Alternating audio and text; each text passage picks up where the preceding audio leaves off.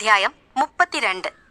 ഗാർഡനിലെ ലോണിൽ പരസ്പരം പോരടിച്ചുകൊണ്ടിരിക്കുന്ന വരുണിന്റെയും സഞ്ജുവിന്റെയും ഇടയിലേക്ക് കീർത്തി കടന്നു വന്നു. തല്ലിനിടയിൽ സഞ്ജു ഒരു ഗണ്ണെടുത്ത് വരുണിന് നേരെ ചൂണ്ടുന്നു.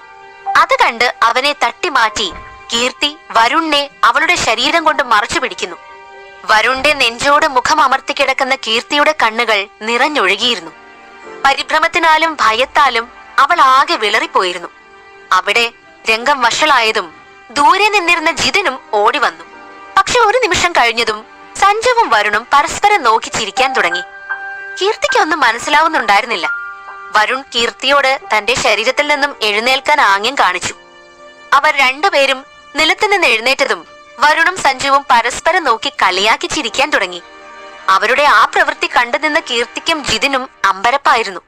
കീർത്തിയുടെ മുഖത്തെ അമ്പരപ്പ് കണ്ടതും സഞ്ജു അവളോടായി പറഞ്ഞു, സോറി മാഡം, ഈ ഗൺ കൊണ്ട് ഷൂട്ട് ചെയ്താൽ ആരും മരിക്കില്ല. പകരം കുളിക്കേ ഉള്ളൂ. കാരണം ഇതൊരു ഡമ്മി തോക്കാണ്, ഒരു വാട്ടർ ഗൺ. ഇത് പറഞ്ഞതും സഞ്ജു വെടിയുതിർത്തു. അടുത്ത നിമിഷം തോക്കിൽ നിന്ന് ശക്തിയായി വെള്ളം ചീറ്റി. അവന്റെ മുന്നിൽ നിന്നതുകൊണ്ട് കീർത്തിയും വരുണും ആകെ നനഞ്ഞു. സഞ്ജുവിന്റെ കയ്യിലുള്ള പിസ്റ്റൽ ഒറിജിനൽ അല്ലെന്ന് മനസ്സിലായതും കീർത്തിക്കും ആശ്വാസത്തിൽ ചിരി വന്നു. പറ്റിക്കപ്പെട്ടതിന്റെ ചമ്മൽ അവളുടെ മുഖത്തുണ്ടായിരുന്നു. Bloody fools! മനുഷ്യന് നല്ല ജീവനങ്ങ് പോയിരുന്നു. മനുഷ്യനെ പേടിപ്പിച്ചിട്ട് നിന്ന് ചിരിക്കുക. തമാശ കളിക്കാൻ കണ്ടൊരു കാര്യം. രണ്ടുപേരുടെ സ്റ്റണ്ട് കണ്ടപ്പോ നാടകമാണെന്ന് ആരെങ്കിലും കരുതിയോ? സഞ്ജുവിന്റെ വായിന്ന് ബ്ലഡ് വരെ വന്നു. പിന്നെ എങ്ങനെ കള്ളത്തരാണെന്ന് തോന്നുക? ഇങ്ങനെ ഉണ്ട് ഒരു തമാശ. മാഡം, ഇത് ബോസിന്റെ തന്നെ ഐഡിയ ആയിരുന്നു. അദ്ദേഹം ഒരുപാട് നാളായി ഫൈറ്റ് പ്രാക്ടീസ് ചെയ്തിട്ട് എന്ന് പറഞ്ഞു. ഞാൻ പറഞ്ഞു മാഡം ട്രെയിനിങ് എടുക്കുമ്പോ ജിതിൻ സാറിന്റെ കൂടെ പ്രാക്ടീസ് ചെയ്യാമെന്ന്. പക്ഷെ അദ്ദേഹത്തിന് എന്റെ കൂടെ തന്നെ പ്രാക്ടീസ് ചെയ്യണമെന്ന് നിർബന്ധമായിരുന്നു. കാരണം എന്റെ അടുത്താവുമ്പോ സാർ എന്ത് ചെയ്താലും വേറെ പ്രശ്നമൊന്നും ഉണ്ടാവില്ലല്ലോ. സാറിന്റെ വേഗതയ്ക്കും പവറിനും അനുസരിച്ചുള്ള ഒരു എതിരാളിയെയാണ് വരുൺ സാറിന് വേണ്ടിയിരുന്നത്. അടിച്ചു കയറുമ്പോ രണ്ടുപേർക്കും പിന്നെ ഹരം കയറി. അതാണ് പരസ്പരം പരിക്ക് പറ്റാൻ കാരണം. കീർത്തിയോട് പറയുന്നതിനിടെ സഞ്ജു വായിലെ ചോര തുപ്പിക്കളഞ്ഞു. ചുണ്ടു പൊട്ടിയത് പരിശോധിച്ചു. പിന്നെ പരാതി പോലെ പറഞ്ഞു, സാർ ഇങ്ങനെ നിർബന്ധം പിടിക്കുമ്പോ ഞാൻ എങ്ങനെയാ മാഡം ഒഴിഞ്ഞു മാറുക? കാരണം ഞാൻ അദ്ദേഹത്തിന്റെ പേഴ്സണൽ സെക്രട്ടറിയും സെക്യൂരിറ്റിയും അല്ലേ. നോ എന്ന് പറയാനുള്ള ഒരു ഓപ്ഷൻ തന്നെ എന്റെ മുന്നിൽ ഇല്ലല്ലോ. പിന്നെ സാർ അടിക്കുന്നതിന് തിരിച്ചടിക്കുക എന്നല്ലാതെ വേറെ വഴിയുമില്ല. എന്ത് പരിശീലനാണെന്ന് പറഞ്ഞാലും ഇയാള് വരുണിനെ അടിക്കുമ്പോ ശ്രദ്ധിക്കണ്ടേ? ആരെങ്കിലും സ്വന്തം ബോസിന്റെ നെഞ്ചത്തേക്ക് കാലെടുത്തു വെക്കോ? ഇയാളുടെ ശ്രദ്ധയില്ലായ്മയില് വരുണിന് എന്തെങ്കിലും പറ്റിയിരുന്നെങ്കിലോ? ആര് സമാധാനം പറയും? കീർത്തിയുടെ ദേഷ്യം കണ്ട് സഞ്ജു ആകെ അമ്പരന്നു പോയി. അവനെ കൊണ്ട് ഈ കാണുന്നതെല്ലാം ചെയ്യിച്ചിട്ട് വരുണാണെങ്കിൽ സൈഡിൽ നിന്ന് വെറുതെ ചിരിക്കുകയാണ്. കീർത്തിയെ കൂളാക്കുക എന്നല്ലാതെ സഞ്ജുവിന്റെ മുന്നിൽ വേറെ വഴിയൊന്നും ഉണ്ടായിരുന്നില്ല. പ്ലീസ് മാഡം, നിങ്ങൾ എന്നെ ഒരു വില്ലനാക്കല്ലേ. സത്യത്തിൽ ഞങ്ങൾ ഇങ്ങനെ തന്നെയാ പരിശീലിക്കാറുള്ളത്. ഫസ്റ്റ് ടൈം കണ്ടതുകൊണ്ടാണ് മാഡത്തിന് സംശയം. എല്ലാ ദിവസവും എനിക്കിട്ടാണ് കിട്ടാറുള്ളത്. ഇന്ന് മാഡത്തിനെ കണ്ടിട്ടാണോ എന്നറിയില്ല. സാർ ഒന്ന് ഒതുങ്ങിയിട്ടുണ്ടായിരുന്നു. അല്ല, ഞങ്ങളുടെ ഫൈറ്റ് കണ്ട മാഡത്തിന് തന്നെ മനസ്സിലാക്കാം വരുൺ സാറിന്റെ മുന്നിൽ ആർക്കും പിടിച്ചു നിൽക്കാൻ കഴിയില്ലെന്ന്. മാഡത്തിന് മുന്നിൽ നിൽക്കുന്ന ഈ നിഷ്കളങ്കനായ വ്യക്തി ശരിക്കും എന്തൊരു അപകടകാരിയാണെന്നോ? സഞ്ജു പറയുന്നത് ശ്രദ്ധിച്ചു കേട്ട ശേഷം കീർത്തി വരുണിന്റെ കയ്യിൽ പിടിച്ച് സഞ്ജുവിനോട് മറുപടി പറയാൻ തുടങ്ങി. കാര്യം ഞാൻ വരുണിനൊപ്പം വന്നിട്ട് വളരെ കുറച്ച് കാലമായിട്ടുള്ളത് സത്യ. പക്ഷെ വരുൺ എങ്ങനെയുള്ള ഒരു വ്യക്തിയാണെന്ന് എനിക്ക് നന്നായിട്ട് അറിയാം. നല്ല കരുതൽ സ്നേഹമുള്ള ഒരാളാ. ശരിക്കും പറഞ്ഞാ ഈ തേങ്ങയില്ലേ, ഏതാണ്ട് അതുപോലെ. പുറത്ത് എത്ര കഠിനമാണെങ്കിലും വരുണിന്റെ ഉള്ളില് വളരെ പ്യൂറും സോഫ്റ്റുവാ. അതുകൊണ്ട് അനാവശ്യമായി എന്റെ ഹസ്ബൻഡിനെ കുറിച്ച് മോശമായി സംസാരിക്കരുത്.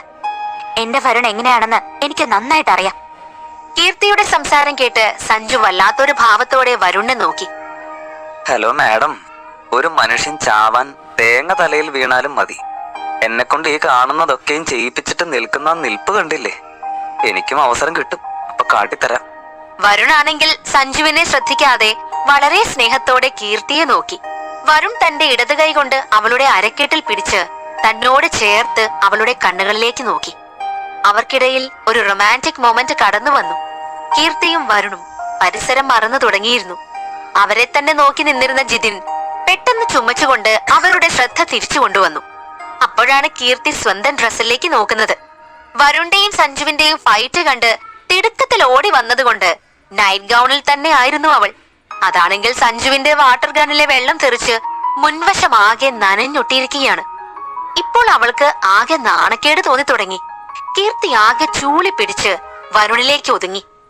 കീർത്തിയുടെ അസ്വസ്ഥത മനസ്സിലാക്കിയ വരുണും അവളെ ഒന്നുകൂടി തന്നിലേക്ക് ചേർത്ത് പിടിച്ചു. സോറി, ഞാൻ പെട്ടെന്ന് ഇറങ്ങി ഓടിയപ്പോ ഡ്രസ് ഒന്നും നോക്കിയില്ല. വരുണിന് എന്തെങ്കിലും പറ്റുമെന്നുള്ള ഭയമായിരുന്നു ഉള്ളിലുണ്ടായിരുന്നത്. വരുൺ കീർത്തിയെ മുഴുമിപ്പിക്കാൻ സമ്മതിക്കാതെ അവളുടെ ചുണ്ടുകളിൽ വിരലമർത്തി. അവളുടെ മുഖത്തേക്ക് തൂങ്ങിക്കിടക്കുന്ന മുടിയിഴകളെ വിരലുകളാൽ ചെവിക്കിടയിലേക്ക് ഒതുക്കി. പിന്നെ നേർമയായി അവളുടെ നെറ്റിയിൽ ഒന്ന് ചുംബിച്ചു. വേണ്ട, പറയണ്ട, എനിക്ക് മനസ്സിലായി. ഈ നനഞ്ഞ ഡ്രസ് ഇട്ട് നിൽക്കാതെ റൂമിലേക്ക് പോയി ഫ്രഷ് ആയിട്ട് വാ. വരുൺ പറയുന്നത് കേട്ടപ്പോൾ കീർത്തിക്കൊന്ന് ആശ്വാസമായി. എങ്കിലും ഈ കോലത്തിൽ മറ്റുള്ളവർക്ക് മുന്നിലൂടെ പോകാൻ അവൾക്ക് വല്ലാത്ത ചളിപ്പ് തോന്നി. അത് മനസ്സിലായതും വരുൺ തന്നെ അവളെ ചേർത്ത് പിടിച്ച് അകത്തേക്ക് നടന്നു. ശരിക്കും അവൾക്കൊരു കവചമായി അവൻ മാറി. അവന്റെ തണലിൽ സുരക്ഷിതയായി കീർത്തി നടന്നു. അന്ന് രാത്രി വരുൺ അവന്റെ സ്റ്റഡി റൂമിൽ ഇരിക്കുമ്പോൾ അങ്ങോട്ടേക്ക് സഞ്ജു കയറി വന്നു. നീ കിടന്നില്ലേ സഞ്ജു? രാവിലത്തെ പ്രാക്ടീസ് കൊണ്ട് ക്ഷീണമില്ലേ നിനക്ക്? ഏയ് ഇല്ല, തേങ്ങ കൊണ്ട് പ്രാക്ടീസ് ചെയ്ത കേരളീയർക്ക് ക്ഷീണം ഉണ്ടാവില്ല. എനിക്ക് പ്രത്യേകിച്ച് ക്ഷീണമേ ഉണ്ടാവില്ല. കാരണം ഞാൻ 2 ഇളനീർ വെട്ടി കുടിച്ചു. അല്ല, തേങ്ങയുടെ പോലെ മനസ്സുള്ളവന് ക്ഷീണമൊന്നുമില്ലേ? ദേ നോക്ക് സഞ്ജു, അവൾ എന്തെങ്കിലുമൊക്കെ വിളിച്ചു പറഞ്ഞു എന്ന് വെച്ച് എന്നെ കണ്ണി കണ്ട പേരൊന്നും വിളിക്കാൻ നിൽക്കല്ലോ. നീ ഇപ്പൊ ഇങ്ങോട്ട് വന്ന കാര്യം പറ. വരുൺ പറയുന്നത് കേട്ടതും സഞ്ജു സീരിയസ് ആയി. അവന്റെ മുഖമാകെ മാറി. ഞാൻ സീരിയസ് ആയ ഒരു കാര്യം പറയാൻ വേണ്ടിയാ വന്നത് തന്നെ. നിന്റെ ഔട്ടിങ്ങിന്റെ കാര്യം നമുക്ക് തൽക്കാലത്തേക്ക് ക്യാൻസൽ ആക്കി. നിനക്കറിയാലോ കാര്യങ്ങളൊക്കെ. ഇപ്പോ പുറത്തിറങ്ങി നടക്കുന്നത് നമുക്ക് ഡേഞ്ചർ ആണെന്ന കാര്യത്തിൽ യാതൊരു സംശയമില്ല. പ്രത്യേകിച്ച് കീർത്തി കൂടെ ഉണ്ടാവുമ്പോൾ. പുറത്തു പോകണ്ട എന്ന് ഞാൻ പറയുന്നില്ല, പക്ഷെ ഇപ്പൊ തന്നെ പോണെന്ന് പറയുന്നതാണ് ഞാൻ എതിർക്കുന്നത്. നമ്മുടെ എനിമീസിനെ പറ്റി പൂർണ്ണമായൊരു ധാരണ ഇതുവരെയും നമുക്ക് കിട്ടിയിട്ടില്ല. സോ പുറത്തിറങ്ങുമ്പോ കീർത്തിക്ക് വല്ലതും സംഭവിച്ച നീ ഒന്ന് ആലോചിച്ച് നോക്ക്. അവസാന വാക്കുകൾ കേട്ടയുടനെ വരുണിന്റെ മുഖം രൂക്ഷമായി. അവൻ കൂർത്ത കണ്ണുകളോടെ സഞ്ജുവിനെ നോക്കി ദഹിപ്പിച്ചു. വരുൺ ആകെ അസ്വസ്ഥനായിരുന്നു. സഞ്ജു, നീ പറയുന്നത് ഒരുപക്ഷെ ശരിയായിരിക്കാം. മുൻപത്തെ ദിവസം കീർത്തി ഒരു ഡേറ്റിന് പോകാൻ പ്ലാൻ ചെയ്തതല്ല ഈ സെക്യൂരിറ്റി ഇഷ്യൂ കാരണം ഫ്ലോപ്പ് ആയതല്ലേ. അവൾ ഇനി എത്ര ദിവസം ഇതിനു വേണ്ടി കാത്തിരിക്കണം? നോക്ക് സഞ്ജു, എന്തൊക്കെ ഇഷ്യൂ ഉണ്ടെങ്കിലും നിന്റെ ഡ്യൂട്ടിയാണ് സെക്യൂരിറ്റി. കുറെ പേരില്ലേ ഞങ്ങളെ സംരക്ഷിക്കാൻ. അവന്മാർക്കൊക്കെ പിന്നെ എന്താ ഇവിടെ പണി? ഈ ഒരു പേരിൽ എന്തായാലും ഞാൻ ഈ ഡിന്നർ നൈറ്റ് ഒഴിവാക്കാൻ പോകുന്നില്ല. എനിക്കിനി കീർത്തിയെ ഡിസപ്പോയിന്റ് ആക്കണ്ട. വരുൺ തന്റെ സ്ഥാനത്ത് നിന്ന് എഴുന്നേറ്റ് സഞ്ജുവിന്റെ തോളിൽ കൈവച്ചു പറഞ്ഞു. നാളെ എന്തായാലും നമ്മൾ കീർത്തിയെയും കൊണ്ട് പുറത്തേക്ക് പോകുന്നു. ഞങ്ങളുടെ സെക്യൂരിറ്റിയുടെ പൂർണ്ണ ഉത്തരവാദിത്വവും നിന്റെ ഈ ചുമലിലാണ്. I trust you. വരുൺ പറഞ്ഞു കഴിഞ്ഞതും അവിടെ നിന്ന് റൂമിലേക്ക് നടന്നു. സിറ്റിയിലെ റോയൽ പാലസ് എന്ന 7 സ്റ്റാർ ഹോട്ടലിലായിരുന്നു സഞ്ജു വരുണിന് ഡിന്നർ നൈറ്റിന് ബുക്ക് ചെയ്തിരുന്നത്. ആ ഹോട്ടലിലെ ഫുഡ് കോർട്ട് നിന്നിരുന്ന 3-ാം നില മൊത്തത്തിൽ സഞ്ജു ബുക്ക് ചെയ്തിരുന്നു. അവർക്ക് വേണ്ടി അറേഞ്ച് ചെയ്തിരുന്ന ഡൈനിങ്ങിന് ഒരു വശത്ത് ഭംഗിയുള്ള സ്ലീവ്ലെസ് ഗൗണും ഫ്രീ ആയി വിടർത്തിയിട്ട സ്ട്രെയിറ്റ് ഹെയറുമായി സുന്ദരിയായ ഒരു യുവതി ഇരുന്നിരുന്നു. ആരെയും ആകർഷിക്കാൻ പോകുന്നൊരു വല്ലാത്ത സൗന്ദര്യം അവൾക്കുണ്ടായിരുന്നു. ആ യുവതി മറ്റാരും ആയിരുന്നില്ല, കീർത്തിയുടെ ഫ്രണ്ട് ആൻ ആയിരുന്നു അത്. പെട്ടെന്നാണ് ആ റെസ്റ്റോറന്റിന്റെ വാതിൽ തുറന്ന് 4 സെക്യൂരിറ്റി ഗാർഡ് ഒന്നിനു പിറകെ ഒന്നായി അകത്തേക്ക് പ്രവേശിച്ചത്. സഞ്ജു അവരുടെ പിറകിൽ വന്ന് അകമെല്ലാം ആകെ പരിശോധിച്ചു. സൈഡിൽ നിന്നും ഗ്രീൻ സിഗ്നൽ കിട്ടിയതോടെ വരുണിനെയും കീർത്തിയെയും അകത്തേക്ക് ആനയിച്ചു. കീർത്തി എന്നത്തെയും പോലെ അതീവ സുന്ദരിയായിരുന്നു.